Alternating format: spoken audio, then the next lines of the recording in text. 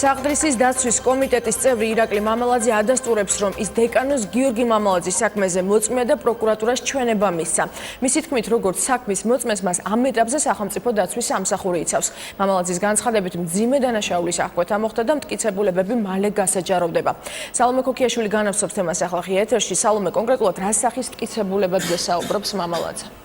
ირაკლი მამალაძის ვერსია ამ შემთხვევაში ემთხვევა პროკურატურის ვერსიას. ჟურნალისტი ჩვენთან სატელეფონო საუბარში განმარტავს, რომ საქმეში მტკიცებულებების სახით არსებობს როგორც აუდიო, ისე ვიდეო ჩანაწერები და გამოთქვამს იმედს, რომ მალე ფართო საზოგადოებას ექნება ამ ჩანაწერების ნახვის შესაძლებლობა და გამოთქვამს იმის იმედს, რომ ეს ჩანაწერები მალე გასაჯაროვდება.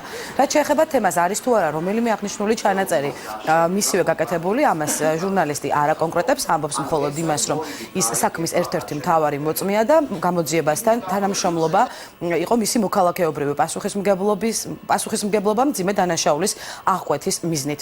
რაც შეეხება უკვე დაცვის სამსახურს, როგორც ირაკლი მამალაძე ჩვენთან საუბრისას ამბობს, სპეციალური დაცვის სამსახური იცავს მას ამ ეტაპზე და ეს არის პროკურატურის გადაწყვეტილება, მისთვის დაცვის მიჩენა კი საჭირო გახდა მას შემდგომ, რაც ერთ-ერთმა ტელეკომპანიამ მისი სახელი და გვარი, როგორც საქმეში ფიგურანტი მთავარი მოწმისა, პირდაპირ ეთერში დაასახელა.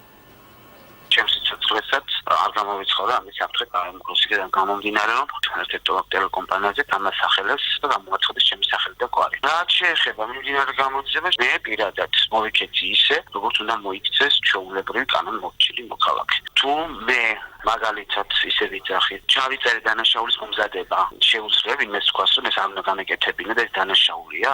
ჩანაწერებით საზრდოობს, ვიდეობით კი ძალიან ბევრი მტკიცებულება არსებობს. საზოგადოება ამ ყველაფერს ნახავს, აღიკვეთა უმძიმესი დანაშაული. რაც შეეხება იმაზე საუბარი, ვის წამლავდნენ, რატო წამლავდნენ, როგორ წამლავდნენ, ამაზე უნდა ისაუბროს დაკავებულმა. გააგებინოს საზოგადოებას, რაც და როგორ გეგმავდა.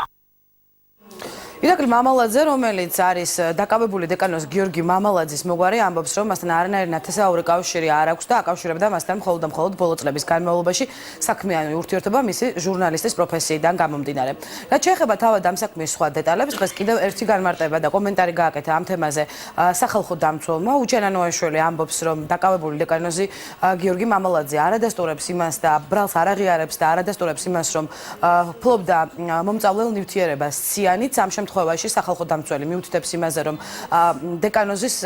დეკანოს გიორგი მამალაძის დაცვის მხარეს უნდა მიეცეს საუბრის საშუალება და დაცვისთვის ყველა მის ხელთ არსებული ინფორმაციის გამოყენების საშუალება. უჩენანოაშვილი განმარტავს, რომ ასეთი შეზღუდვა შეიძლება ჩაითვალოს დარღვევად.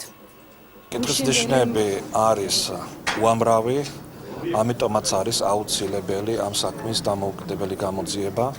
მე იმედი მაქვს, უახლოეს დღეებში ბევრ რამეს მოიფინება ნათელი, რაც ყველაზე მნიშვნელოვანია, დაცვის მხარეს უნდა მიეცეს შესაძლებლობა დაიცვას კონკრეტული ბრალდებული, რადგან ჩვენ ვიხილეთ სიტუაცია, როდესაც მათ რეალურად ეს უფლება წართმეული აქვთ. იმ გაგებით, რომ ბრალდების მხარეს აქვს სრული უფლება ისაუბროს საქმის დეტალებზე და დაცვის მხარეს ამის უფლება და რაღაცის თქმის უფლება არ გააჩნია. მე ვფიქრობ, ეს არის ძალიან სერიოზული დანაშაული, დარღვევა და მე ვფიქრობ, რომ ეს დარღვევა გამოსწორდება ძალიან მალე.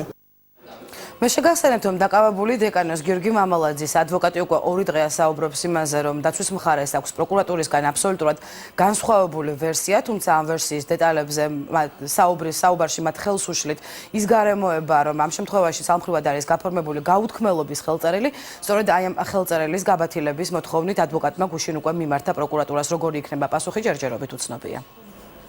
გმადლობთ, სალომე ქოქიაშვილი საუბრობდა პირდაპირ ეთერში.